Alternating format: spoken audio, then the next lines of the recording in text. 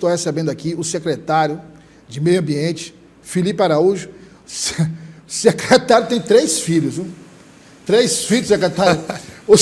São 3 listas. Eu imagino que deve ser um sufoco. Muito obrigado pela sua presença mais uma vez. Boa tarde, Douglas Cordeiro. Boa tarde a todos que estão assistindo aqui o Dia News. Muito feliz de poder aqui estar participando e poder compartilhar um pouco as ações da SEMAR, mas como você falou, é pesado esse começo de ano para mim. 3 meninos. 3 meninos e 3 listas, e da paz, é um negócio sério. Secretário, a gente está ainda no início de 2026, vamos fazer um balanço aí. Por exemplo, essa questão das queimadas, por exemplo, né, que foi em 2025, o Corpo de Bombeiros chamou muita atenção pelo aumento no foco, né, pelo aumento na quantidade, quer dizer, foi um ano muito quente também, temperaturas muito acima das que eram esperadas. Qual o balanço? O balanço da Secretaria realmente consolidou os dados que indicam esse aumento?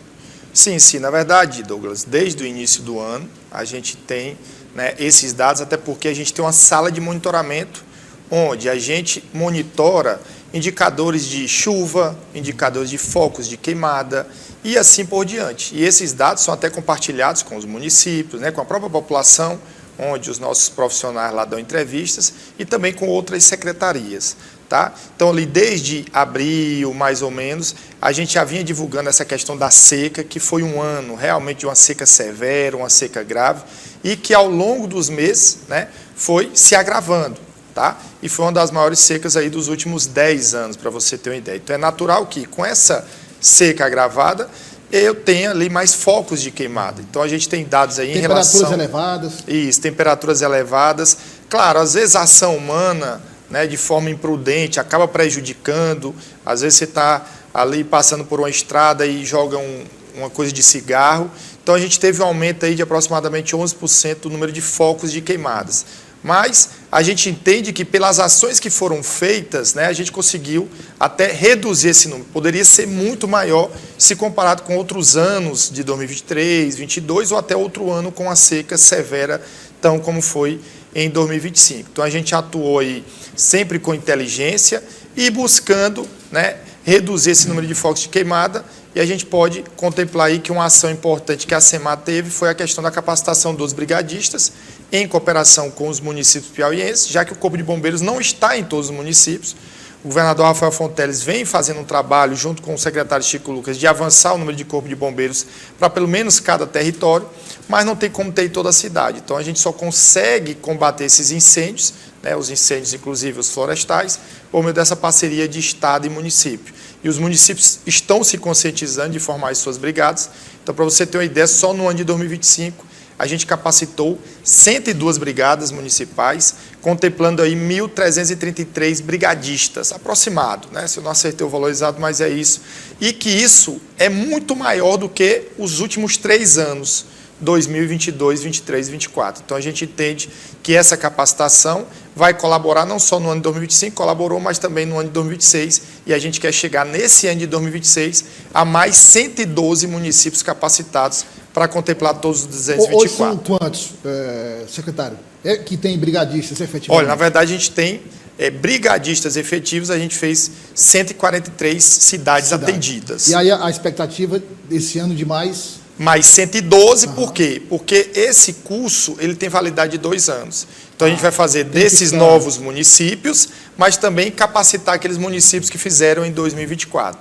Eu digo que a nossa meta a partir, claro, se isso for da vontade do governador, nos nomear, e também da vontade do povo, que ele seja eleito, tá? É que a partir de 2027, mas a gente vai deixar o planejamento feito, é que a partir de 2027 a gente tenha todo ano a metade dos municípios piauienses capacitados. 112 municípios em 2027, 112 em 2028. Quando for em 2029, eu capacito os 112 de 2027 e assim por diante. Então, eu tenho uma política ali regular, tá, de combate aos incêndios florestais. E isso é desenvolvido através de parcerias do Estado com os municípios? Sim, a parceria dos estados com municípios, porque a gente entende que o município está mais lá, perto da própria população. Inclusive, os próprios brigadistas, que são treinados, muitas vezes eles estão na própria comunidade. Então, caso ocorra ali um indício de incêndio, ele próprio já vai ter todo o seu equipamento para poder combater de forma rápida e que isso não se alastre, que aí acaba prejudicando não só o meio ambiente, mas também a saúde e também, muitas vezes, a produção ou próprios animais que são aí queimados, né, caso aconteça. Secretário, você falou de equipamentos. Como é que é feita a aquisição, a distribuição, os custos dos equipamentos? Pronto, na verdade a gente tem uma previsão, a gente fez já uma licitação, né, de aproximadamente 1,5 milhão. A gente está em andamento mais outra licitação de aproximadamente 5 milhões para contemplar o máximo de municípios piauienses. Claro que isso, a princípio, é responsabilidade dos municípios, mas, Douglas, a gente entende, e o governador, né, é muito sensível a isso, que a maior parte da arrecadação ela fica com a União, 65% aproximadamente 25% fica com os estados e os municípios ficam com 10%, e tem ali uma demanda alta da própria sociedade, né, das próprias pessoas que moram no município, saúde, segurança e assim por diante. Então, diante disso, a gente reservou uma parte desse orçamento da Secretaria de Meio Ambiente para comprar esses equipamentos e doar para esses municípios. Alguns até já têm alguns equipamentos, a gente só complementa, e a gente vai priorizando principalmente aqueles municípios onde tem um maior foco de queimadas. Então, a gente tem, por exemplo, um município como Corrente, né? Está lá no sul do estado, que tem muitas queimadas, e outros que a gente está fazendo esse estudo, priorizando aqueles que têm esse maior, né, potencial de acontecer, para que eles estejam mais equipados.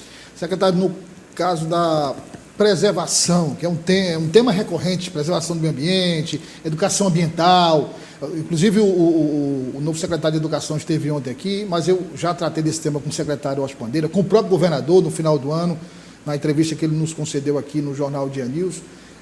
Nas escolas de tempo integral, eles oferecem disciplinas como educação financeira, tratam de temas como racismo, trânsito, o que, na minha opinião, é extremamente importante, porque ultrapassa aquela questão do currículo tradicional. Sim. E são questões que antes eram mais teóricas, anos atrás, e que hoje estão presentes no nosso dia a dia. Né? Quer dizer, um motorista consciente, a diminuição da violência no trânsito, o combate ao racismo, né? A questão de saber lidar com os seus recursos. Essa questão da educação ambiental também tem sido trabalhada nas escolas, já desde as primeiras gerações, para criar essa consciência e evitar, por exemplo, que o próprio homem seja responsável pelas queimadas. Pronto, você tocou num ponto, Douglas, muito importante, tá?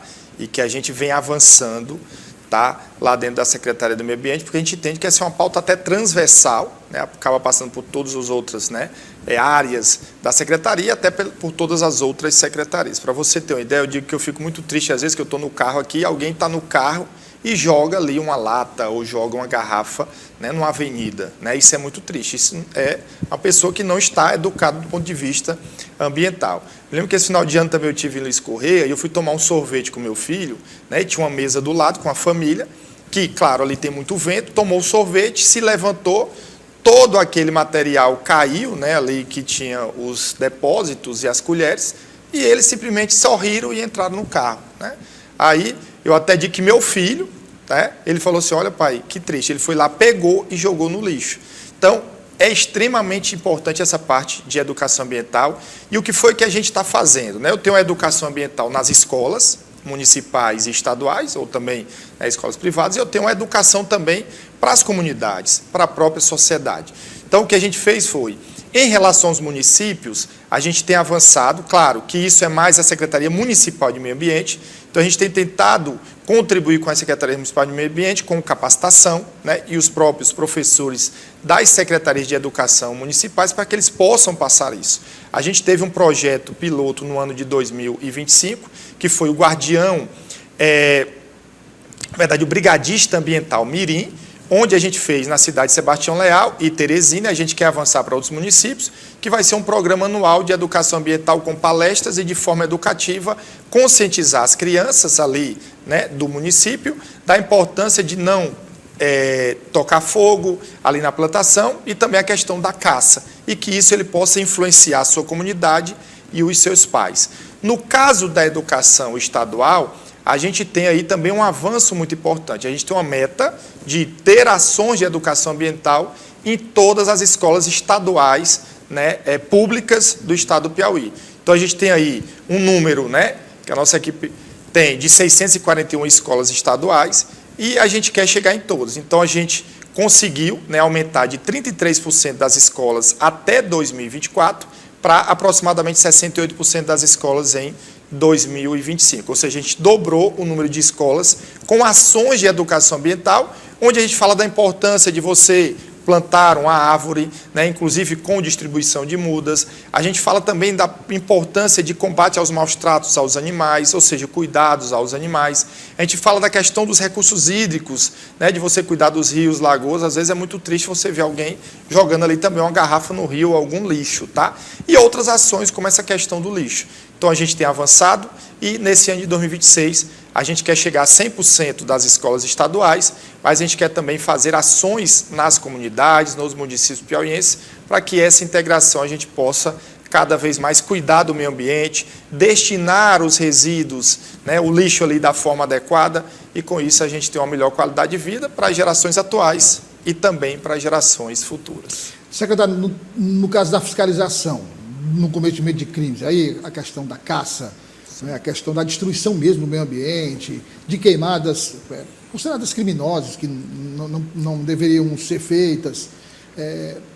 Quando a gente fala de fiscalização, e eu acabei de falar da fiscalização do PROCON, quer dizer, nunca se tem a quantidade que se espera, que se faz um diagnóstico ali, e diz, olha, o ideal era que nós tivéssemos 200 fiscais. É impossível, nem os órgãos estaduais, nem os federais, não tem. Mas como é que está a estrutura do meio ambiente, como é que é realizada, como é que foi realizado em 2025 e a previsão para 2026 em termos de fiscalização? Pronto, é importante você, né, tocar nesse assunto, até porque a parte ambiental ela é uma competência comum de União, Estados e municípios, né? Então, a União, por meio do IBAMA, ela pode fiscalizar, o Estado, por meio da Secretaria de Meio Ambiente, também pode fiscalizar, e os municípios, eles também podem fiscalizar, claro, na sua competência ali municipal. Nós, no caso aqui, do Estado do Piauí. Então, claro que há várias denúncias, muitas vezes são direcionadas ali ao próprio município para que ele possa fazer. Há casos que o IBAMA vai, mas, no caso da SEMAR, a gente tem aí dados importantes e conseguimos ter um avanço. Por exemplo, para você ter uma ideia, e claro, esses dados é porque tem um atraso na divulgação, até porque são dados que são consolidados e são repassados, mas só no primeiro semestre de 2025 a gente teve uma redução do desmatamento ilegal em mais de 60%. E o que é que a gente atribui isso? Né? Eu diria 2 pontos. Claro, uma fiscalização mais forte, verificando que quem, né, tiver ali cometido alguma infração, ele vai ser autuado, e isso feito com inteligência. Então a gente via satélite hoje, tem como verificar um local que hoje não estava desmatado e amanhã está desmatado. Então a equipe vai lá e verifica, olha, esse desmatamento, ele foi legal ou ilegal? Porque se for legal, tem uma autorização, então ele fez da forma correta. E se não tiver autorização, a equipe vai lá e faz todos os procedimentos. Houve, né, claro, a pessoa física ou o empreendedor, porque às vezes ele pode ter uma determinada licença e não conseguimos obter ali no sistema, e aí, se não tiver, a gente faz a autuação. E também eu diria que, além disso, que aí eles procuram se legalizar, tem a questão da aceleração nas análises. Então, hoje, para alguém que quer fazer um desmatamento de forma legal, ele tem que ter uma licença, né, ali da sua atividade, e ele tem que ter uma autorização de supressão vegetal, que é, né, um documento que autoriza ele fazer a autorização.